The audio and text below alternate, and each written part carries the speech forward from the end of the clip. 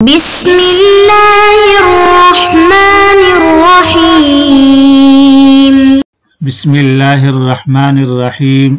سبق نمبر 12 نفحۃ العرب۔ عزیز طلبہ کرام، آج کے سبق میں ہم 2 عنوانات پڑھیں گے، جن میں سے پہلا عنوان ہے یجب علی السائل ان یتفکر فی سؤالہ، اور دوسرا عنوان ہے کلام العرب خال عن الحشو۔ یجب علی السائل ان یتفکر فی سؤالہ، سائل پر لازم ہے کہ وہ اپنے سوال میں غور کرے۔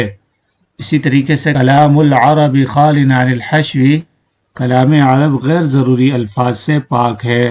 یجب علی السائل ان یتفکر فی سؤالہ۔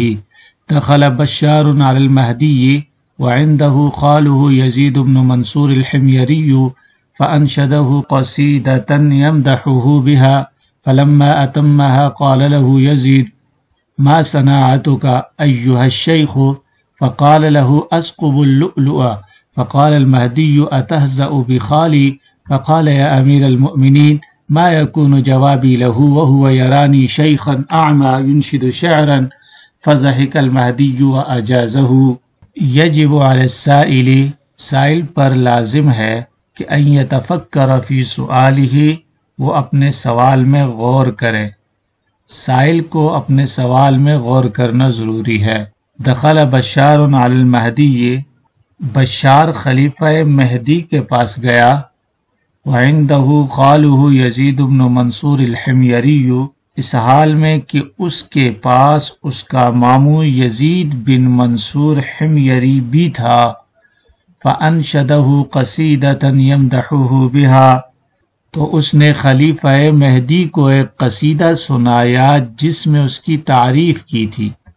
فَلَمَّا أَتَمَّهَا، تو جب اسے مکمل کر لیا، قال له یزید، یزید ابن منصور نے اس سے کہا ما صناعتک ایھا الشیخ، اے شیخ، اے بڑے میاں، کیا کام کرتے ہو؟ فقال له اسکب اللؤلؤ، تو بشار نے اس کو جواب دیا کہ موتی میں سوراخ کرتا ہوں۔ فقال المہدی، مہدی کہنے لگا اتہزأ بخالی، کیا تم میرے ماموں کے ساتھ مذاق کر رہا ہے؟ فقال یا امیر المؤمنین، تو اس نے کہا اے امیر المؤمنین ما یکون جوابی لہو، ان کے لیے میرا اور کیا جواب ہو سکتا ہے؟ وہو یرانی شیخا اعمی، درآں حال ہے کہ وہ مجھے سن رسیدہ، اعمی اندھا، ینشد شعرا، شعر پڑھتا ہوا دیکھ رہا ہے۔ فضحک المہدی، سو مہدی ہنس پڑے، واجازہ، اور اسے انعام سے نوازا۔ حل لغات۔ یجب، وجب یجب وجوباً، لازم ہونا۔ السائل، سأل یسأل سؤالاً، پوچھنا، دریافت کرنا، صفت کا صیغہ سائل ہے۔ مسئلہ حاجت اور مطلب کو کہتے ہیں، اس کی جمع مسائل آتی ہے۔ یتفکر، فکر یفکر فکراً، فکر یفکر تفکیراً، تفکر یتفکر تفکراً، سوچنا، فکر کرنا۔ فکر اس کی جمع افکار آتی ہے، سوچ کو کہتے ہیں۔ دخل یدخل دخولاً، داخل ہونا۔ بشار، ان کا اصل نام ابو معاذ بن برد 75 ہجری میں پیدا ہوئے اور 168 ہجری میں فوت ہوئے۔ یہ بنو عباس یا دولت عباسیہ اور امویہ کا مشہور محضرمی شاعر ہے۔ یہ مادر زاد نابینا تھا اور اس کی آنکھوں کی پتلیاں ابری ہوئی تھیں اور ان پر سرخ گوشت چڑھا ہوا تھا۔ کہا جاتا ہے کہ کان اقبح الناس عمیا، کہ یہ مادر زاد نابینا لوگوں میں سب سے قبیح تھا۔ البتہ مسجع، اشعار میں تفنن، توسع، تصرف، ابداع، یہ ہر صنف کے اندر ملکہ تامہ رکھتا تھا۔ المہدی، ابو عبداللہ محمد بن ابی جعفر منصور، یہ 127 ہجری میں پیدا ہوئے اور 169 ہجری میں وفات پائی۔ خلفائے عباسیہ میں سے ہے۔ خالن، خالہ، خال ماموں۔ انشدہ ینشد انشادن، شعر پڑھنا۔ نشیدہ، اور اس کی جمع نشائد، انشودہ جس کی جمع اناشید، وہ شعر جس کو ایک دوسرے کے سامنے بیٹھ کر پڑھا جائے۔ نشد ینشد نشدن، نشد ینشید نشدن، باب نصرہ اور ضرب نون سے اس کا معنی ہے گم شدہ کو ڈھونڈنا۔ ناشدہ قسم کھلانا۔ یمدحہ، مدح یمدح مدحن، تعریف کرنا۔ مدیح تعریف کو کہتے ہیں، اس کی جمع مدائح آتی ہے۔ صناعت کا، صناعت صنعت سے ہے پیشہ، صنع یصنع صنعانا، صنعانا بنانا، اور الاصلہ ہو تو احسان کرنا۔ اسقب اللؤلؤ، اسقب ثقب سوراخ کو کہتے ہیں اور اس کی جمع اسقب آتی ہے۔ ثقب یثقب ثقبا، سوراخ کرنا۔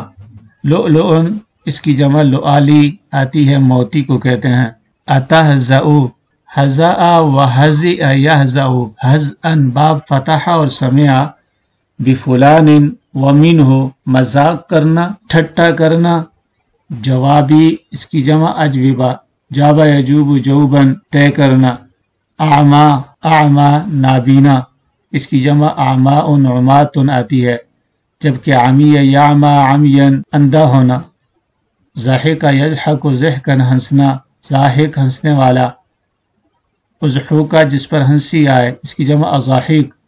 اجازہ یجیز اجازتا انعام دینا، جائزہ عطیہ کو کہتے ہیں اور اس کی جمع جوائز آتی ہے، جبکہ جاز یجوز جوزن جوازن گزرنا۔ قصیدتاً یہ موصوف ہے، یمدحہ بہا اس کی صفت ہے، جبکہ ما یکون جوابی لہو ما استفہامیہ مبتدا ہے، یکون جوابی لہو یہ فعل ناقص اپنے اسم و خبر سے مل کر ما کی خبر واقع ہو جاتی ہے۔ یرانی شیخا اعما ینشد شعرا، شیخا موصوف، اعما اس کی صفت اول ہے، ینشد شعرا یہ صفت ثانی ہے، موصوف اپنی دونوں صفتوں سے مل کر یرا کا مفعول ثانی واقع ہو رہا ہے۔ ما صناعتک ایھا الشیخ، مطلب یہ ہے کہ جب یزید بن منصور دیکھ رہا تھا کہ بشار ایک بوڑھا شخص ہے، شعر پڑھ رہا ہے، تو خود ہی سمجھ لینا چاہیے تھا کہ یہی شعر خوانی اور نظم بنانا اور پڑھنا اس کا پیشہ ہے، اس کے علاوہ کیا کر سکتا ہے۔ لیکن جب سوال میں غور نہیں کیا اور اس بوڑھے شاعر سے پوچھ لیا کہ تم کیا کرتے ہو، تو اس نے بھی ایسا تلخ جواب دیا، ایسا تلخ اور کڑوا جواب دیا کہ میں موتی میں سوراخ کرتا ہوں۔ تو معلوم یہ ہوا کہ انسان کو اپنے سوال میں پہلے غور و فکر کر لینا چاہیے تاکہ بعد میں اسے رسوائی نہ اٹھانی پڑے۔ عنوان نمبر 2، کلام العرب خال عن الحشو، غیر ضروری اور زائد الفاظ سے کلام عرب پاک ہے۔ عربی کلام میں غیر ضروری الفاظ نہیں ہے۔ کلام العرب خال عن الحشو، روی ان ابا العباس الکندی المتفلسف رکب الى المبرد وقال انی اجد حشوا فی کلام العرب، اجد العرب تقول عبد اللہ قائم ثم تقول ان عبد اللہ لقائم ومعنى الجميع واحد، فقال المبرد بل المعاني مختلفة لاختلاف الألفاظ، فقولهم عبد الله قائم إخبار عن قيامه، وقولهم إن عبد الله قائم جواب عن سؤال سائل متردد، وقولهم إن عبد الله لقائم جواب عن إنكار منكر لقيامه۔ کلام العرب خال عن الحشو، اہل عرب کا کلام غیر ضروری الفاظ سے خالی ہوتا ہے۔ بیان کیا گیا ہے ان ابا العباس الکندی المتفلسف، کہ ابو العباس کندی فلسفی رکب الی المبرد، مبرد کے پاس سوار ہو کر آیا، وقال اور اس نے کہا انی اجد حشوا فی کلام العرب، میں عربوں کے کلام میں غیر ضروری الفاظ پاتا ہوں، غیر ضروری لفظ پاتا ہوں۔ اجد العرب تقول، میں عربوں کو کہتے ہوئے پاتا ہوں عبد اللہ قائم، کہ عبداللہ کھڑا ہے، ثم تقول پھر کہتے ہیں ان عبد اللہ لقائم، حالانکہ ومعنى الجمیع واحد، حالانکہ ان تمام کا معنی ایک ہے۔ فقال المبرد، تو مبرد نے کہا ایسا نہیں ہے، بل المعانی مختلفۃ لاختلاف الالفاظ، کہ الفاظ کے اختلاف کی وجہ سے معانی مختلف ہیں۔ فقولہم، چنانچہ ان کا قول عبد اللہ قائم اخبار عن قیامہ، یہ عبداللہ کے قیام کے متعلق خبر دینا ہے۔ وقولہم، اور ان کا قول ان عبد اللہ قائم جواب عن سؤال سائل متردد، یہ تردد میں پڑھنے والے سائل کے سؤال کا جواب ہے۔ وقولہم، اور ان کا قول ان عبد اللہ لقائم عبداللہ کے قیام کے انکار کرنے والے شخص کے انکار کا جواب ہے۔ کلام اس کا مادہ کلم ہے، کلم یکلم کلمن، کلم یکلم کلمن زخمی کرنا۔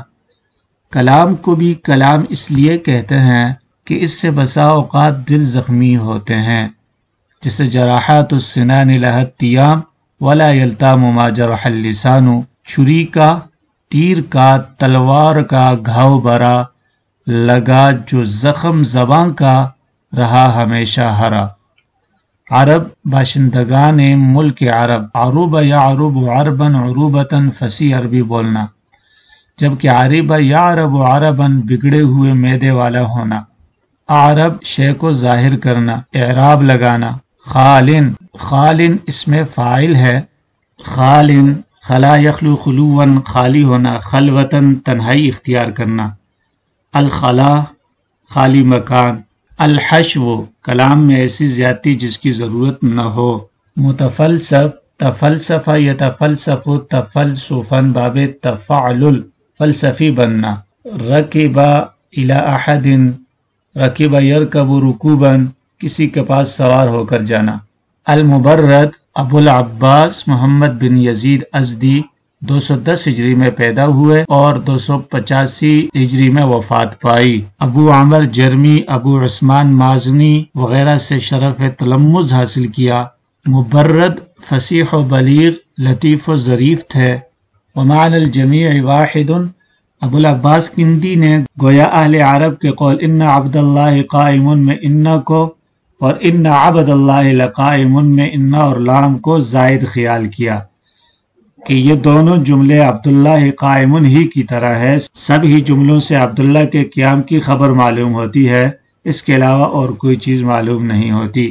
تو امام مبرد رحمہ اللہ نے اس شبہ کو دور کر دیا کہ ایسی بات نہیں، جس جملے میں کوئی لفظ زائد ہے وہ اپنے اندر کوئی نہ کوئی معنی لیے ہوئے ہے۔